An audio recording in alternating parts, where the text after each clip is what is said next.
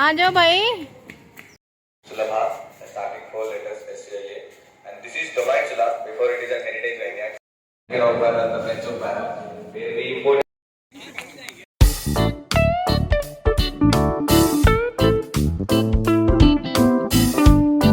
Hello friends, welcome back to my blog. Welcome back to my channel Gauri Singh blog. और उम्मीद करती हूँ आप सब बहुत बढ़िया होंगे। तो ये हो गया है सुबह का टाइम।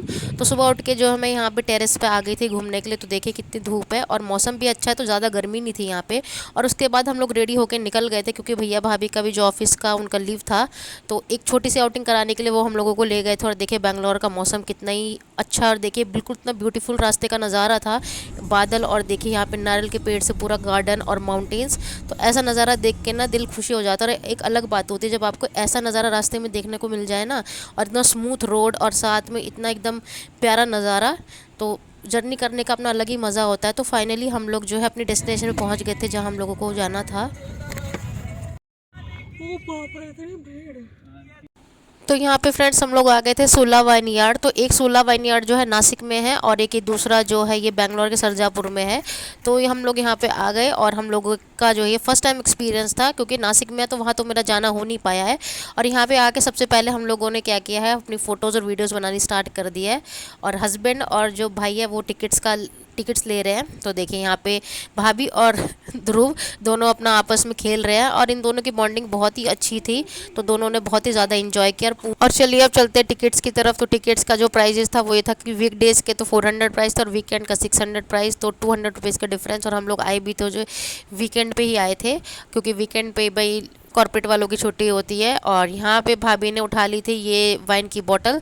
तो सबको फ़ोटोज़ और वीडियोज़ लेनी थी, तो यहाँ पे हस्बैंड ने भाभी के लिए ली थी फ़ोटोज़, और बहुत ही ज़्यादा सब इंजॉय कर रहे थे।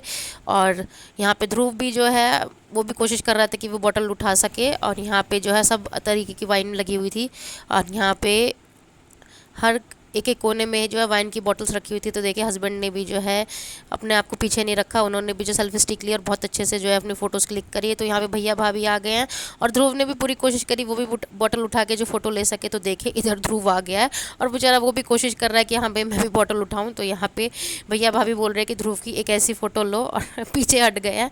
तो ध्रुव की एक फ़ोटो लेनी तो बनती है।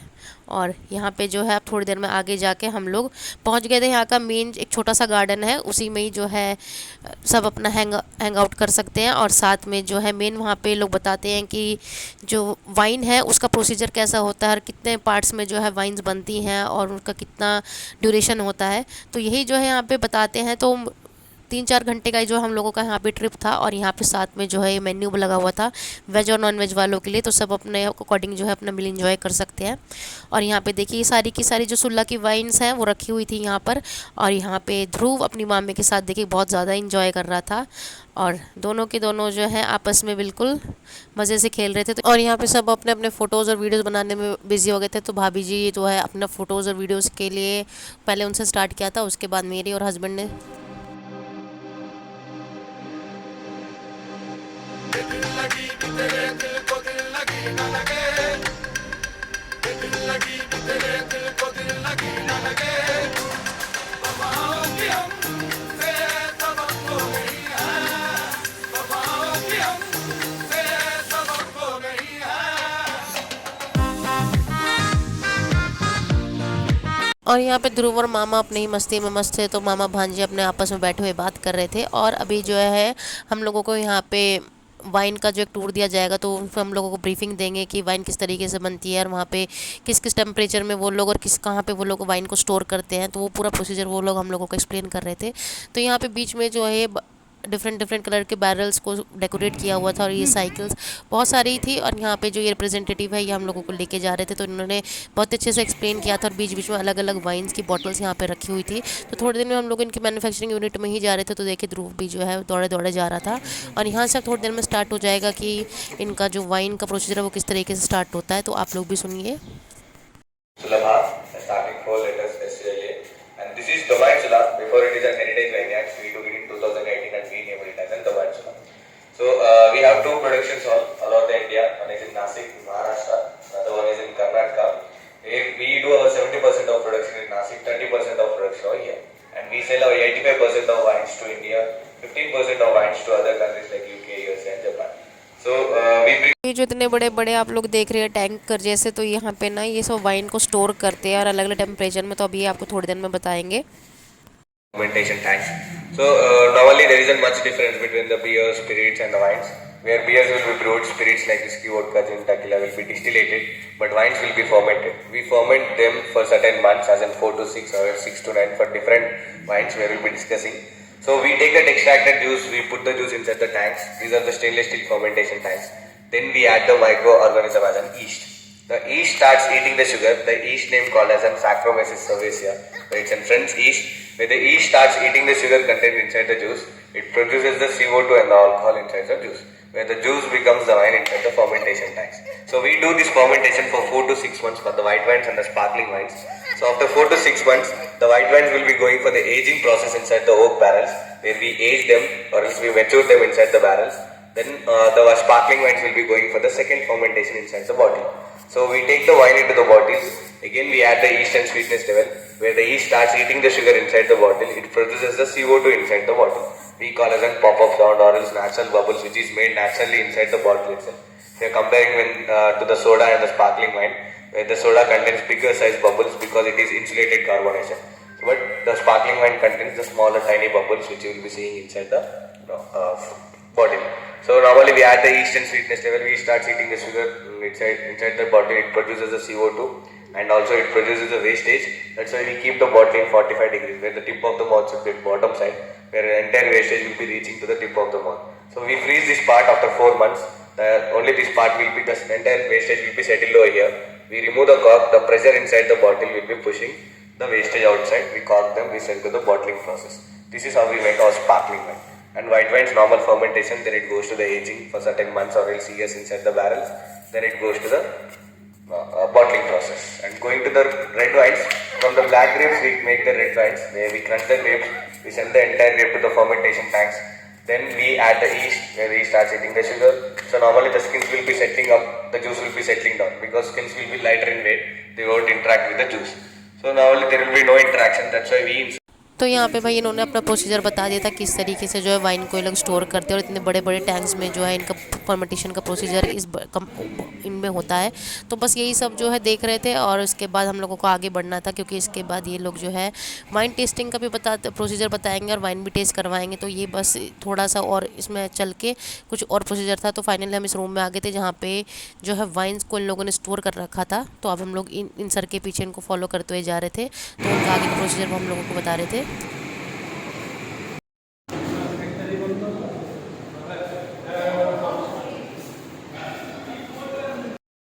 barrel, the French oak barrel, where we imported these barrels from France and California, where we use white wines for the American oak barrels and the red wines for the French oak barrels. Where it gives vanilla coconut essence and a creamy texture, and the wine becomes very smooth when you age them inside the American oak barrel as white wines. Where we age from 1 month to 14 months inside the barrels. If you are going to other countries, they age more than 20 years, 30 years also, but we are aging till 14 months for white wines. And going तो अब friends जितना भी wine का इनको बताना था procedure, fermentation का, store करने का, ये सब बता दिया था। और उसके बाद यहाँ पे आ गए थे, ये है गार्डन जहाँ पे ग्रेप्स लगते हैं। तो यहाँ पे इन लोगों ने थोड़ी देर हम लोगों को अलाउ कहते हैं कि हम लोग यहाँ पे फ़ोटोज़ वीडियोज़ और बना सके, क्योंकि उसके बाद हम लोगों को जाना था वाइन टेस्ट करने के लिए। तो 5-10 मिनट हम लोगों ने यहाँ पे स्पेंड किए, फ़ोटोज़ ली, वीडियोज़ बनाए। तो देखें यहाँ पे अभी कोई भी अंगूर नहीं है, क्योंकि वो सीज़न होता है जनवरी से फरवरी मार्च तक के बीच का। तो इसी सीज़न के बीच में जो है ग्रेप्स होते हैं, तभी जो है वाइन इन लोगों की बनती है। तो हम लोग यहीं पे जो है थोड़ी देर के लिए चले गए थे। तो 5-10 मिनट हम लोग ने यहाँ पे बहुत सारी फ़ोटोज़ और वीडियोज़ बनाई थी। और यहाँ पे ध्रुव आ गया था फिर से वापस, तो हमें इधर भी थोड़ी बहुत फ़ोटोज़ लेनी थी। तो बैकग्राउंड बहुत ज़्यादा अच्छा आ रहा था, तो हम लोगों ने यहाँ पे फ़ोटोज़ ली और सब ने धीरे धीरे करके अपनी फ़ोटोज़ ली। उसके बाद हम लोग वापस आ गए थे वाइन टेस्टिंग रूम में। तो वहाँ पे सारा ग्रुप सब लोग बैठ गए थे और सबको अलग अलग तरीके के वाइन्स वो लोग ने दे दी थी, और साथ में बता रहे थे कि जो वाइन्स को उनको टेस्ट करने का क्या तरीका होता है। तो बस अब हम लोग उसी तरफ ही चल रहे हैं फ्रेंड्स वाइन टेस्ट करने के लिए। तो फाइनली हम लोग आ गए हैं वाइन टेस्टिंग रूम में, और अब हम लोग वहाँ पे बैठेंगे और वहाँ पे हम लोगों को ये 5-6 तरीके की अलग वाइन इन लोगों ने हमको दी थी, और बताया था कि वाइन को किस तरीके से पीना है, ग्लास को किस तरीके से हैंडल करना है। And we'll be moving to the second is a white wine. Where I'll pour and I'll explain you while pouring. So whenever you hold the glass, don't hold the glass in this way. If you hold the glass in this way, the heat inside your body interacts with the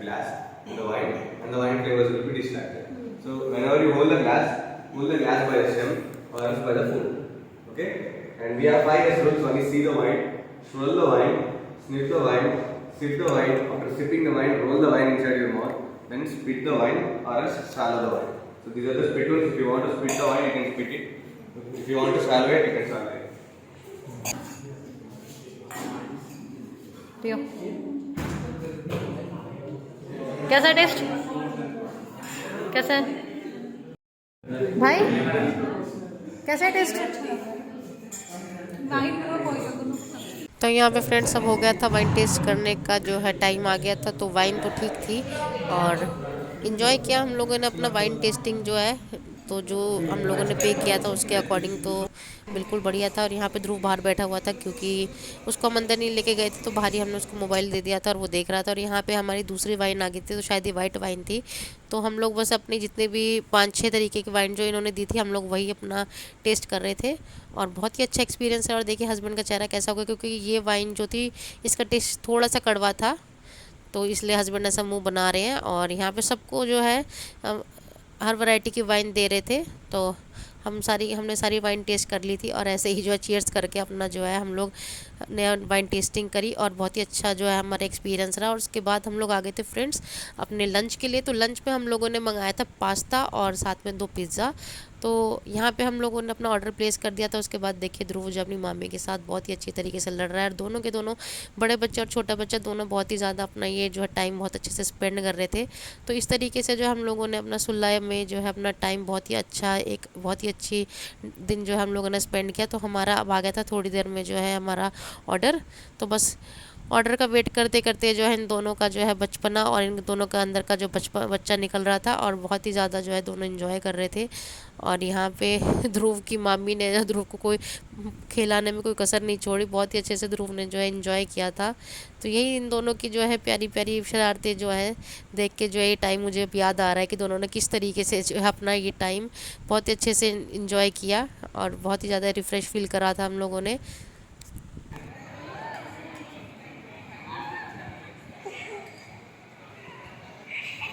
और finally friends यहाँ पे हमारा order आ गया था। तो इसमें order में था हमारा रेड पास्ता और साथ में एक वेज पिज़्ज़ा और एक चीज़ पिज़्ज़ा था। तो यही हम लोगों का आइटम था। तो हम लोगों ने ये अपना जल्दी से लंच फिनिश कर लिया था और उसके बाद जो है आ गया था फाइनली घर जाने का टाइम। और देखें यहाँ पे ध्रुव और ध्रुव के पापा की एनर्जी कितनी मेंटेन है। तो यहाँ पे जो बीच रास्ते में जो हर तरफ थोड़ी थोड़ी इन लोगों की बॉटल, आर्टिफिशियल बॉटल रखी हुई थी, तो इसी को उठा के फ़ोटोज़ और वीडियोज़ बना रहे थे और बहुत ज़्यादा इंजॉय कर रहे थे। तो फाइनली जो सुल्ला को है हम लोग बाय बाय कह देते हैं और हम लोग अपना वापस जाने का हमारा टाइम हो गया था। तो हम लोग चल दिए थे और रास्ते में जो है रोड इतनी अच्छी, मौसम इतनी अच्छी, तो बहुत ही ज़्यादा मज़ा आ रहा था। और साथ में ये हम लोग बीच रास्ते में फिर रुक गए थे क्योंकि ये जो है कोकोनट ट्री का जो है ये पूरा का पूरा खेत हम लोग को दिख गया था। तो यहाँ पे भी हम लोग रुके, थोड़ा फ़ोटोज़ वीडियोज़ बनाया और बहुत ही अच्छा लगा। बहुत ही ज़्यादा ठंडा जो है एटमॉस्फेयर था। तो देखिए यहाँ पे ध्रुव के पापा जो हैं ध्रुव की बहुत ही अच्छी फ़ोटोज़ ले रहे हैं। और उसके बाद ध्रुव बैठ गया था अपने मामा मामी के पास क्योंकि वो भी थक गया था और दोनों भैया भाभी भी थक गए थे। तो ये सब फ़ोटोज़ वीडियोज़ लेने के बाद अब हम लोग चल दिए थे अपने घर की तरफ। और देखिए रास्ते में मौसम सुहाना सफ़र और ये मौसम हसीन, तो इसको देख के मौसम अच्छा था और साथ में सफ़र भी है वो भी बहुत ही अच्छे से जो हम लोगों का जो है कंप्लीट हो गया था। और फाइनली घर पहुंचने के बाद ध्रुव जो है अपने पापा के साथ फिर से खेलने लग गया था। तो ध्रुव को ना बैलून से बहुत ज़्यादा डर लगता है। तो देखिए बैलून से कितना डर रहा है। उसके पापा जो उसके हाथ में चाकू देख के उसको कह रहे कि बेटा इसको जो है फोड़ दो, बट ध्रुव जो है बहुत ज़्यादा डर रहा था और अपने पापा से कहता नहीं पापा आप ही करो। तो फ्रेंड्स कुछ यही था हमारा ब्लॉग। उम्मीद करती हूँ आपको ब्लॉग अच्छा लगा होगा। अच्छा लगे तो लाइक कर दीजिए और जो चैनल पर नए सब्सक्राइब कर दीजिए और अपना बहुत सारा ध्यान रखिए। मिलते हैं नेक्स्ट ब्लॉग में। Bye bye.